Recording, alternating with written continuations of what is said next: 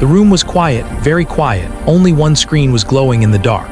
Earth was moving slowly on the screen, blue, beautiful, silent. 5 men were sitting in the room. They were not scared yet, they were just confused. These 5 men were known as Dude Perfect. They were famous for tricks, fun, and laughs. People knew them for smiles, not fear, for jokes, not danger. But tonight something was different. A phone was lying on the table. It started ringing. No music. No normal ringtone, just one sharp sound. Ring, ring. They looked at each other. Nobody moved. The phone kept ringing. Finally, one of them picked it up. He did not say hello. A deep voice spoke first. "This call will change your life." The smiles disappeared. The voice was calm, slow, serious. "This is not a joke. This is not a show." The room felt colder. The voice continued, "We need you in space." Silence. Someone laughed nervously. "Space, the real space," the voice said. "Yes, real space above Earth, where mistakes mean death." No one laughed now. The men looked again at the screen showing Earth. It suddenly felt very far. The voice explained. A new mission was planned, not for soldiers, not for scientists, for creators, for people who could show space to the world in a new way. But there was a problem. The mission was risky, too risky. Many people already said no. Time was running out. "That is why this call was made," the voice said. "You have 24 hours to decide." The call ended. The phone went dead. No goodbye, no instructions, just silence again. One of them spoke softly. "Did that really just happen?" Another said, "This has to be fake." But deep inside they all knew this call was real. The screen showed Earth again, so calm, so safe. Someone asked the question nobody wanted to ask. What if we don't come back? Nobody answered. Their whole life was on Earth, family, friends, fans. Space was beautiful on screen, but up there it was empty, cold, dangerous. They started talking, fast, confused. One said it was crazy. One said it was a once-in-a-life chance. One said people would think they were stupid. One said people would remember them forever. The room became loud, then suddenly quiet again. One of them stood up and walked to the screen. He looked at Earth. He said slowly, "People already know us for tricks."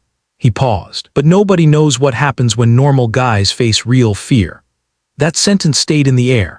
Outside, the city lights were bright, cars were moving, life was normal, but inside this room, life had stopped. They checked the phone again, no message, no name, only one missed call. They knew something else too. If they said yes, there was no turning back. They started asking real questions now. What about training? What about health? What about danger? Nobody had answers. That made it worse. Hours passed. The screen went dark. Only one small light was still on. The phone. Suddenly it buzzed again. Not a call, a message. One line only. "This mission needs courage, not perfection." They read it again and again. "Courage, not tricks, not jokes, courage." One of them whispered, "Maybe this is why they called us." Another replied, "Or maybe this is how it all ends." Night became deeper. The clock kept moving. Time was eating their decision. They did not vote. They did not shake hands. They just sat there, thinking. Dreams of space from childhood came back. Posters, stars, rockets. But now it was real, very real. One of them finally said, "If we say no, we stay safe." He looked around. "If we say yes, we become something else." The phone buzzed one last time. Another message. "Decision time is near." They looked at each other. Fear was there, but something else was there too. Excitement. The kind that comes before jumping into the unknown. The screen slowly turned on again. Earth appeared, small, fragile, beautiful, and far away. The narrator's voice becomes calm and deep. They were not astronauts. They were not heroes. They were just 5 men with one impossible choice. Fade to black. Text appears on screen. Will they answer the call or ignore it forever? To be continued. Morning came, but sleep did not. The sun was rising outside. Yet the room was still dark. The same 5 men were still there, same chairs, same silence. No one had gone home. The phone was on the table, face down, as if it was watching them. Time was almost over. The air felt heavy. Breathing felt loud. Every small sound felt big. One of them checked the clock. 3 hours left. Nobody spoke. Then the phone vibrated. This time it was a video call. No name, no picture, just one button. Accept. One hand moved slowly and pressed it. The screen filled with black. Then stars appeared, thousands of stars. A voice spoke, calm but firm. "You are seeing this because you did not hang up." The stars moved. A space station appeared, big, silent, floating. The voice continued, "This is where you will go." No music, no drama, just truth. The screen changed. Training rooms, medical scans, people running tests, faces serious. "You will not be treated as guests." The voice said, "You will be treated as crew." A pause. One mistake up there ends everything. The screen went black again, then suddenly a loud sound, a heart monitor, beep, beep, beep. A man on the screen was inside a medical scanner. His heart rate was rising. The voice said, "Not everyone passes." The screen showed a red word, "Failed." Someone swallowed hard. Then another screen, another test. Another man, sweat, shaking hands. Green word passed. The message was clear. This mission would choose them, not the other way around. One of them finally spoke. "So even if we say yes, they can say no." The voice answered, "Yes." The screen changed again. Now Earth from space, silent, beautiful. The voice became softer. "If you go, you will leave everything behind." The screen showed families, kids laughing, normal life. Then it cut back to space, cold, dark, empty. The contrast hurt. The voice asked one simple question: are you ready to be scared? No one answered. The video ended. The call dropped. The room felt smaller now. Walls felt closer. The joke was gone. This was no longer exciting. This was heavy. One of them stood up and walked away. He put his hands on the wall. He whispered, "I don't know if I can do this." Another followed him. "You don't have to be brave now," he said. "You just have to be honest." Honest, that word hurt more than fear. One by one they spoke, not loud, not confident. Just real. One talked about family. One talked about fear of failure. One talked about death. No camera, no audience, just 5 humans. Then something unexpected happened. The phone rang again. Voice call, same number. They answered. The voice was different this time, less cold, more human. "We know you are scared," the voice said. "That is why we called you." Silence. "You make people smile," the voice continued. "But now we want people to feel something else." A pause. "We want them to feel courage." The room felt still. One of them asked quietly, "What happens if one of us says no?" The voice replied, "Then the mission changes." Another pause, but the clock does not. The call ended again. No pressure, but pressure was everywhere. The clock showed 30 minutes left. No voting, no speech. One of them walked back to the table. He picked up the phone. He placed it in the center. He said only one line: "If we walk away now, we will always wonder." The others looked at the phone, then at each other. Fear was still there, but something stronger was rising: purpose. The phone buzzed one last time. A message appeared: final answer required. The narrator's voice comes in slow and deep. This was not about space anymore. This was about who they were when no one was watching. The screen fades to black. Text appears. They made a choice, but the price is still unknown. To be continued. The answer was sent. No celebration, no cheers, only silence. The phone stopped buzzing. For the first time there was nothing left to decide. They did not feel brave. They did not feel proud. They felt trapped. 2 days later everything changed. No public announcement, no cameras, no fans. A black van arrived before sunrise. No logo, no name. The doors opened. A man stepped out. Gray hair, straight face, cold eyes. He said only one sentence: "From this moment your old life is paused." They entered the van, windows dark, phones taken, no questions allowed. The city slowly disappeared. The road became empty. After hours, the van stopped. Big metal gates opened slowly. No sign, no flag, only concrete. They stepped inside. The air smelled different, clean, sharp. A large room waited for them. White walls, bright lights. People in uniforms were standing still. No smiles. One man walked forward. He looked at them carefully, not as fans, as risks. He spoke calmly: "You are not here to be famous. Pause. You are here to be tested." The doors behind them closed, loud, final. They were given clothes, simple gray, no names, no logos. One of them joked softly, "Feels like prison." No one laughed. They were separated, different rooms, different tests. No team now, only individuals. The first test began without warning. A spinning machine, seats locked, belts tight. A voice on speaker said, "This simulates launch pressure." The machine started moving, slow at first, then faster. Their faces changed. Blood pulled down. Breathing became hard. One man tried to speak. No sound came out. The speed increased. Vision blurred. The voice returned, "Do not panic." Easy to say, hard to do. One of them passed out. The machine stopped. Guards rushed in. No drama, no concern. Just notes on a screen. Another room, another test. Cold chamber, temperature dropping, breath turning white, hands shaking. They were told to stand still. No movement. Time felt slow. Minutes felt like hours. A voice said, "Space does not care about comfort." Someone's teeth were shaking. Another room dark, no light, no sound, no clock. They were alone. Fear grew inside the silence. Thoughts became loud. What if this never ends? What if this is too much? Sweat rolled down faces. Heartbeats felt like drums. After what felt like forever, the door opened. No explanation, no praise, just the next test. Medical scans, blood tests, eyes checked, bones scanned. One doctor whispered to another. They did not look happy. One screen flashed yellow, not red, not green, yellow, unclear. That was worse. One of them asked, "What does yellow mean?" The doctor replied, "It means we are not sure yet." That night they were allowed to sleep. But sleep did not come. Beds were small, rooms were quiet, lights stayed on, every movement was watched. One of them stared at the ceiling. He thought about home, another thought about failure, another thought about death. In the morning they were brought together again, all 5. They looked different, faces tired, eyes serious. No jokes now. The man with gray hair returned. He looked at a tablet. He spoke slowly, "Not everyone here will continue." Silence hit hard. He continued, "Your bodies are normal. Pause. Your minds, we are still testing." He looked up. "Space breaks people." That sentence stayed. One of them finally asked, "Why keep pushing us?" The man replied, "Because space will not stop for you."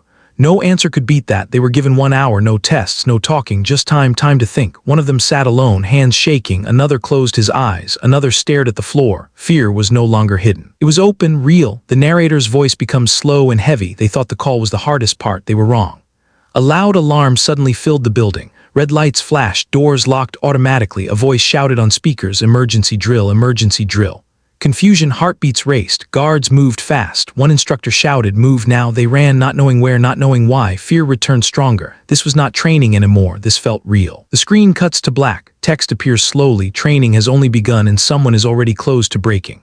The alarm did not stop. Red lights kept flashing. The sound was loud, sharp, angry. The 5 men were running, but none of them knew where to go. The hallway felt longer than before. The walls felt closer. An instructor shouted faster. Their breathing became heavy. Feet hit the floor hard. One of them slipped. He fell. The others stopped for half a second. "Don't help him," the instructor yelled. "Move." That sentence hurt more than the fall. The man on the floor tried to stand. His hands were shaking. His legs did not listen. 2 guards lifted him up and pulled him away. The others kept running. Nobody spoke. They reached a large room. Metal doors slammed shut behind them. Silence. Too much silence. The red lights turned off. Normal white light returned. One instructor stood in front of them, calm, cold. That was a drill. He said. No one reacted. One of them whispered, "Where is he?" The instructor did not answer. Another instructor walked in holding a tablet. He read something quietly, then he looked up. "He is being evaluated." That was all. No name, no details, just evaluated. The men sat down slowly. Their bodies were tired, but their minds were worse. They kept thinking about the fall, the shouting, the way he was taken. One of them spoke softly. "So we can lose each other like this?" The instructor nodded. "Yes." No comfort, no apology. The training continued. Next test, isolation chamber, small room, dark, cold. One by one they were locked inside. No sound, no clock, just breathing. Inside one chamber, a man sat with his knees pulled close. He tried to stay calm. Minutes passed, then hours. Thoughts became louder. What if I fail next? What if I am too weak? Another chamber. A man started counting his breaths. 1, 2, 3, he lost count. His heart started racing. He knocked on the wall, no answer. Panic slowly grew. In another room, a screen showed heart rates. One line was unstable, rising fast, too fast. A doctor pointed at it. "That one is struggling." The gray-haired man watched. He did not blink. "Let it continue," he said. Back inside the chamber, the man was sweating. His hands were shaking badly. He whispered to himself, "Stay calm, stay calm." But calm was gone. He hit the wall harder, still nothing. Tears came, not loud, silent. After a long time, the door finally opened. Bright light hurt his eyes. He stepped out slowly. His face was pale. A doctor spoke gently. "Can you tell us what you felt?" He opened his mouth. No words came out. He shook his head. That answer was enough. Later that day, the 5 were brought together again, but something was wrong. Only 4 chairs were there. They noticed immediately. No one asked. They already knew. The gray-haired man entered the room. He stood still for a moment. Then he spoke. "One of you will not continue." The words hit hard. He did not fail because of his body. The man continued. He failed because his mind asked him to stop. Silence. One of them clenched his fists. Another looked down. No anger, only sadness. "He is safe," the instructor added, "but he is done." Done. That word ended everything. The door opened again. The man who fell earlier walked in. Slow steps, eyes tired. He stopped in front of them. "I'm sorry," he said quietly. No one replied. What could they say? He looked at each of them. "I thought I was ready," he continued. "I wasn't." The instructor placed a hand on his shoulder. "Courage is knowing your limit," he said. The man nodded. Then he walked out. The door closed. 4 remained. The room felt empty. That night, sleep was impossible. The remaining 4 lay awake. Every sound felt louder. Every thought felt heavier. One of them thought, "If he broke, can I break too?" Another thought, "What if space does this to us?" Morning came. No comfort speech, no rest. Training resumed, harder, faster. The instructors showed no mercy. They pushed limits. They watched closely. They waited for cracks. During a balance test, one man almost fell. He caught himself, barely. The instructor wrote something down, no reaction. During a breathing test, another struggled. He controlled it, but fear stayed. They were no longer competing with machines, they were competing with themselves. Later they were shown a video, real footage, astronauts in trouble, alarms, fire, darkness. A voice explained calmly, "In space, panic kills faster than fire." The screen went black. The narrator's voice becomes slow and deep. They came here as 5, now they were 4, and space had not even touched them yet. The camera shows an empty chair. Still, silent, text appears. "If one mind already broke, how many will survive space?" 4 men remained, 4 beds, 4 lockers, 4 shadows on the wall. The empty space where the 5th man once stood felt louder than any alarm. Morning began without words. No one joked, no one smiled. They walked in silence. Breakfast was placed in front of them. They did not touch it.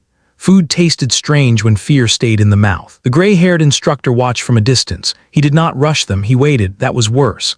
The first test of the day was simple, or so it looked. They were taken to a large room. In the center stood a metal platform. Above it nothing, below it darkness. The instructor spoke calmly. "This is a trust test." They looked at each other. Trust felt weak now. "You will stand on the platform," he continued. "The floor may disappear, that word stayed. One by one." He said. The first man stepped forward. The platform felt cold under his feet. He stood still. Nothing happened. 5 seconds, 10 seconds, then the floor dropped. His body fell. A scream escaped, but only for a second. A safety net caught him. The lights turned on. He was safe, but his face was pale. His hands were shaking. The instructor asked, "Did you trust us?" The man did not answer. The second man went next.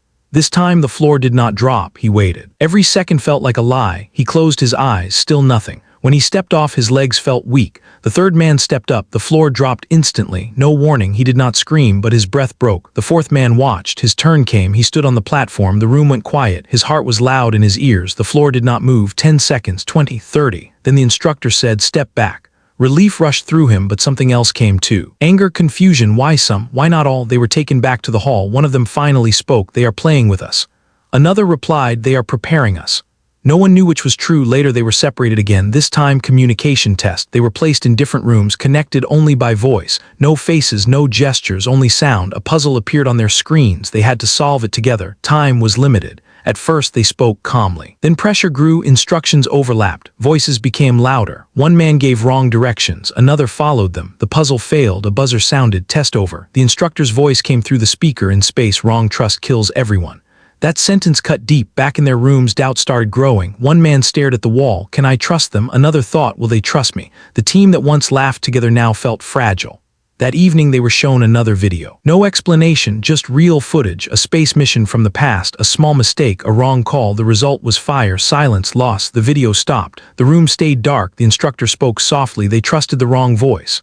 No one breathed. Night came again. Lights stayed on. Sleep stayed away. One of them sat on his bed, holding his head. He whispered, "What if I am the weak one now?" Another stared at the ceiling, thinking, "What if I must choose between myself and them?" Fear was no longer loud, it was quiet, deep, dangerous. The next morning, something unexpected happened. The four were brought together, no tests, no machines, just chairs in a circle. The gray-haired instructor sat with them. This was new. He spoke slowly. Space does not need perfect people. Pause, it needs honest ones. He looked at each man. If you feel fear, say it. Silence, then one man spoke. "I don't trust myself yet." Another said, "I'm scared I will fail you." The third took a deep breath. "I'm scared you will fail me." That honesty hurt, but it also connected them. The instructor stood up. "This talk," he said, "was also a test." They looked up. "You passed," he continued. For now. That night the narrator's voice becomes slow and heavy. They were still together, but cracks had formed, and space had a way of breaking cracked things. Camera shows four shadows on the wall, slightly apart. Text appears. "When trust fades on Earth, what happens in space?" The room was silent again, too silent. The four men stood in a long white hallway. They wore special suits now, tight, heavy, uncomfortable. No one explained why. A large metal door waited in front of them. Above it, one word was written, "Float." The door opened slowly. Inside was a strange aircraft. Wide, empty, padded walls. The gray-haired instructor spoke calmly. "This is your first meeting with zero gravity." No smiles appeared. "This aircraft will rise and fall," he continued. "When it falls, gravity disappears." One man asked quietly, "For how long?" The instructor replied, "Long enough to scare you." They entered the aircraft. Belts clicked, engines roared, the plane started moving. Their bodies pressed into the seats as the aircraft climbed. Pressure increased. Breathing became harder. Then suddenly everything dropped. Their stomachs jumped. Belts released automatically. Their bodies lifted, floating, no up, no down. One man laughed for half a second, then panic came. His arms moved too fast. He spun. The room turned. Walls became floor. Floor became ceiling. He could not stop. Another man pushed gently from the wall. He floated backward, too fast. He hit the padding, harder than expected. Fear changed his face.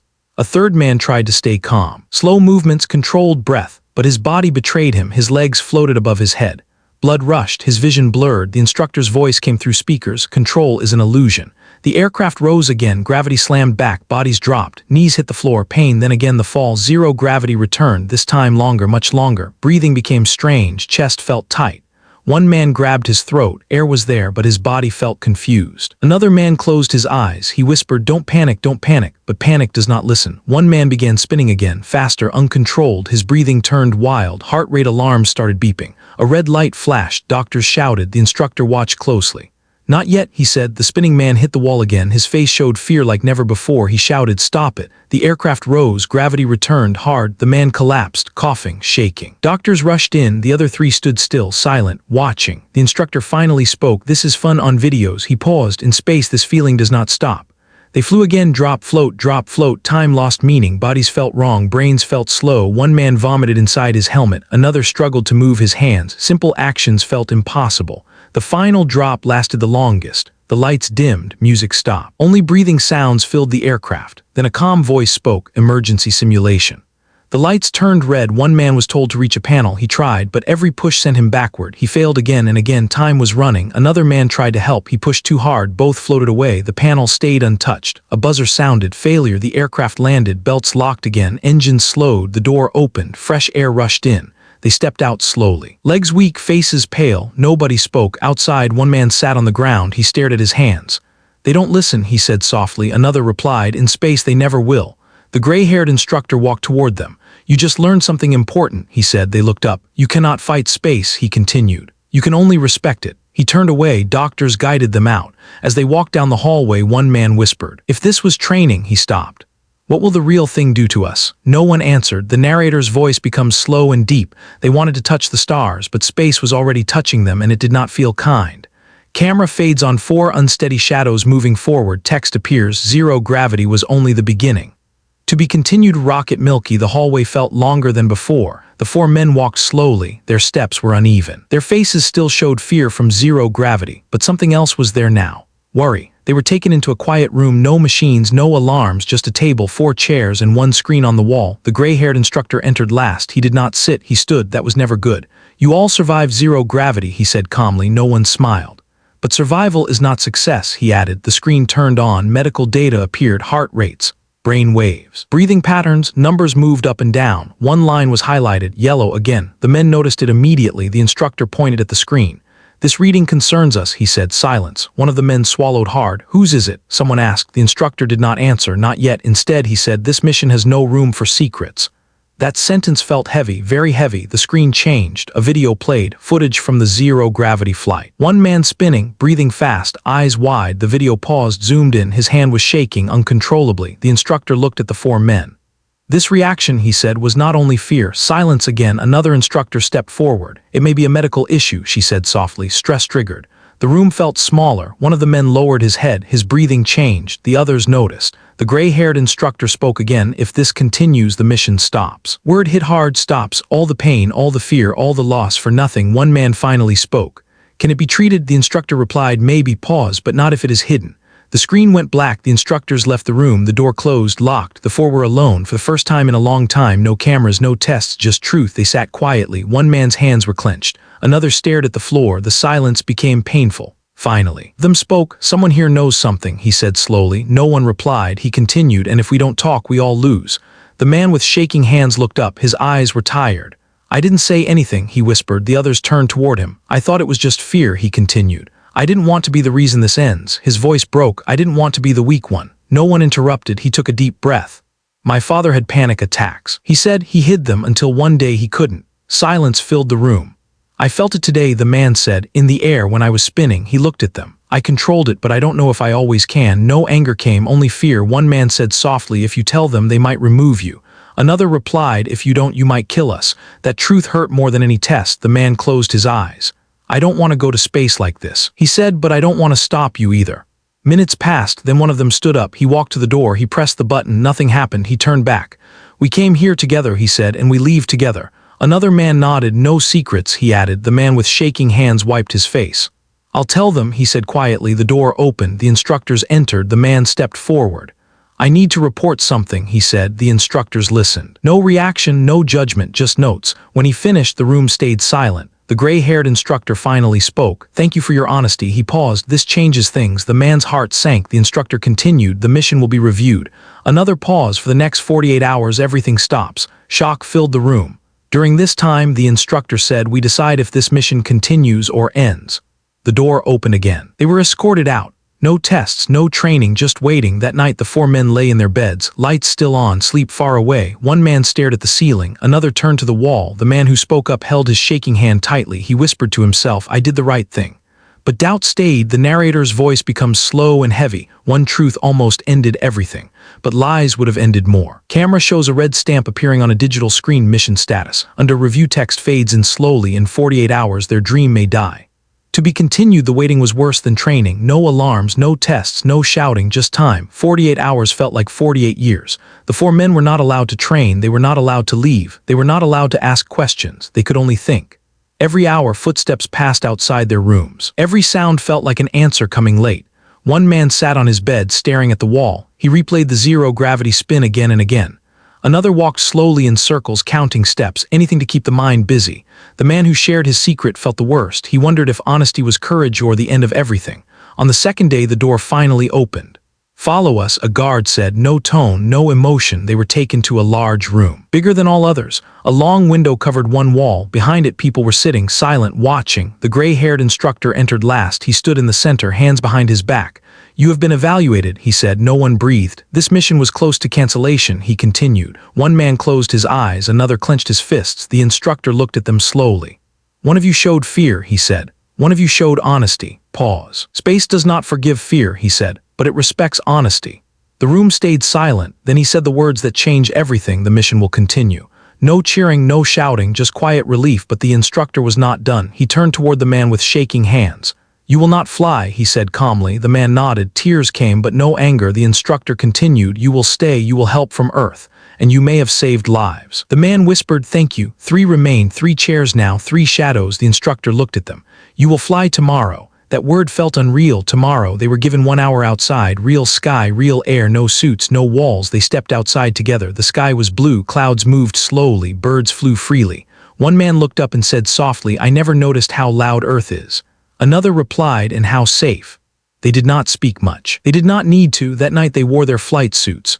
Heavy, tight heartbeats were loud. The launch site waited. A rocket stood tall, silent, powerful. It did not look friendly. They walked toward it slowly. Every step felt final. At the base they stopped. One of them looked back. Earth stretched far behind. Lights, life, people. He whispered, "This is goodbye." Inside the rocket, seats locked, belts tight, breathing controlled. The countdown began. 10, 9, 8. One man closed his eyes. 7, 6. Another held his breath. 5, 4. The world outside disappeared. 3, 2, 1. Fire, sound, force. The rocket shook violently. Their bodies pressed back. Faces strained. Training flashed through their minds. Pain, fear, loss, then suddenly silence. Weight disappeared. They were floating. Real zero gravity. No aircraft, no drill, space. One of them laughed softly. Another cried. Earth appeared through the window. Small, blue, fragile. The narrator's voice becomes calm and deep. They were not the strongest, they were not fearless, they were just honest enough to go. The camera shows Earth slowly turning. Far below, text fades in. "Not everyone who dreams of space must leave Earth, but everyone who leaves Earth must respect space." Fade to black, end.